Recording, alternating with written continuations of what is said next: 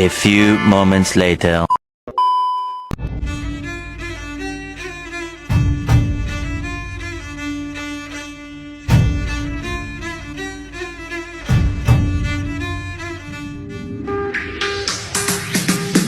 Every night in my mind, I feel the perfume of the skin.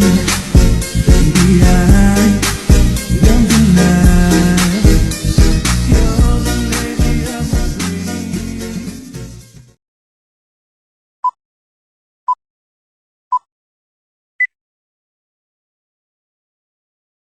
Baik, materi yang pertama ada lembaga keuangan bertindak sebagai perantara keuangan.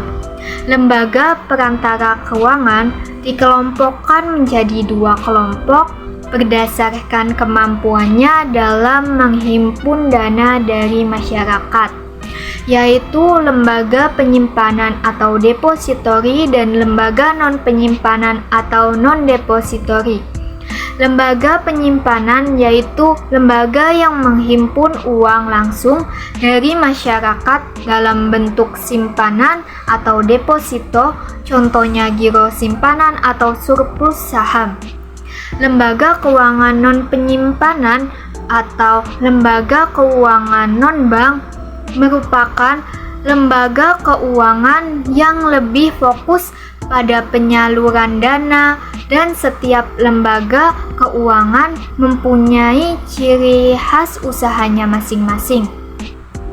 Lembaga keuangan non-penyimpanan yang ada saat ini di Indonesia antara lain lembaga keuangan yang kegiatan usahanya bersifat kontraktual, lembaga keuangan investasi, dan perusahaan modal ventura, serta perusahaan keuangan yang menyelenggarakan jasa sewa guna usaha.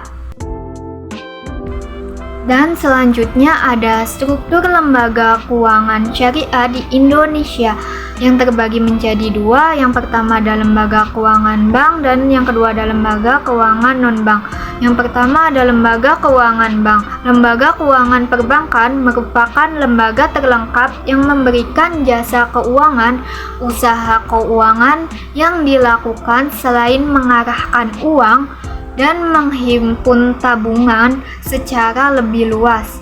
Lembaga keuangan bank terdiri dari Bank Umum Syariah dan Bank Pembiayaan Rakyat Syariah atau BPR. Oh my god! Wow!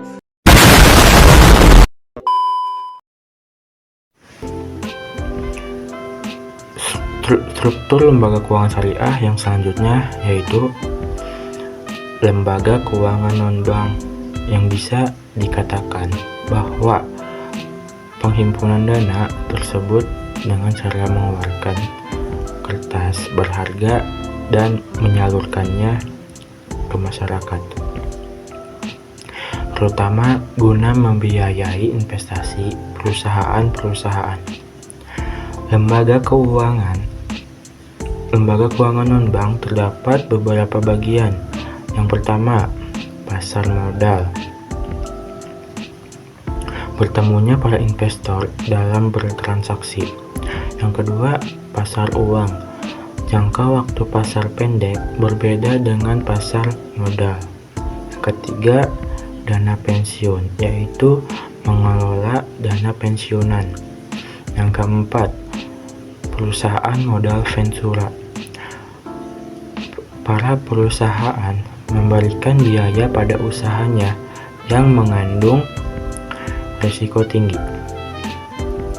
Yang kelima, lembaga pembiayaan didirikan khusus untuk lembaga keuangan, bank dan bukan bank untuk kegiatan sewa guna.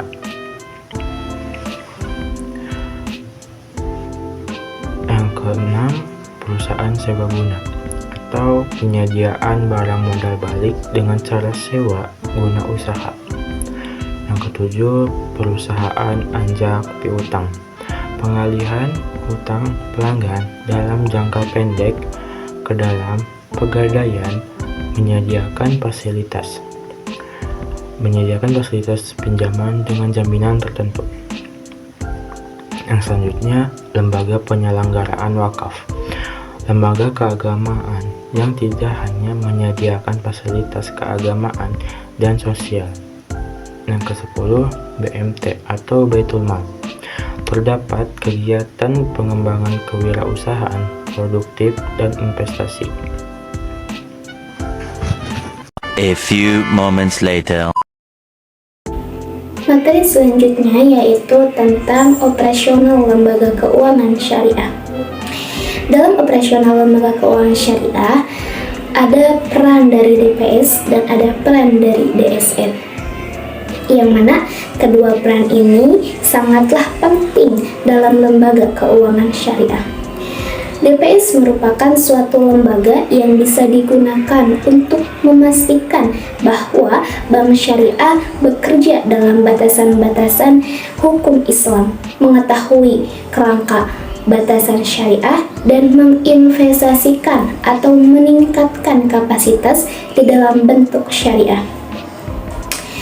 Mungkin saja lembaga keuangan syariah ini tidak akan sesuai dengan prinsip syariah jika tidak ada peran dari DPS. Maka dari itu, peran DPS mempunyai peran yang sangat strategis dalam mengembangkan lembaga keuangan syariah. Yang pertama ada peran supervisor atau bisa disebut dengan pengawasan dalam LKS. Yang kedua ada peran advisor, yaitu memberikan nasihat atau memberikan saran untuk pengembangan lembaga keuangan syariah. Yang ketiga ada monteder, yaitu menjadi mitra strategis dalam meningkatkan kuantitas dan kualitas dalam industri LKS. Yang keempat ada community and networking building, yaitu peran lainnya dari monteder dalam bentuk hubungan masyarakat. Dan yang terakhir ada peran supporter, yaitu memberikan support atau memberikan dukungan kepada LKS. Dalam 5 peran strategis ini sangatlah penting bagi LKS, yaitu untuk bisa mengembangkan sebuah ekonomi tetap dalam prinsip syariah. Begitu pula ada peran DSN bagi lembaga keuangan syariah, yaitu produk ulama yang mempresentasikan perannya dalam menerapkan dan memelihara prinsip-prinsip syariah dalam bidang ekonomi, terkhususnya di dalam lembaga keuangan syariah. Jadi, DSN ini sebagai pegangan oleh DPS untuk menjadikan fatwa-fatwanya pada lembaga keuangan syariah. Tak hanya itu, DPS ini selalu memberikan masukan dari hasil lapangan kepada DSN sehingga mendatangkan fatwa-fatwa baru untuk mengembangkan kebutuhan masyarakat. Jadi, jika lembaga keuangan syariah ini terdapat ada masalah atau tidak sesuai dengan prinsip syariah, maka DPS yang akan menangani masalah tersebut. Akan tetapi, jika DPS ini lalai dalam mengatur lembaga keuangan syariah, maka DSN akan turun dalam menangani masalah tersebut. Wassalamualaikum bro.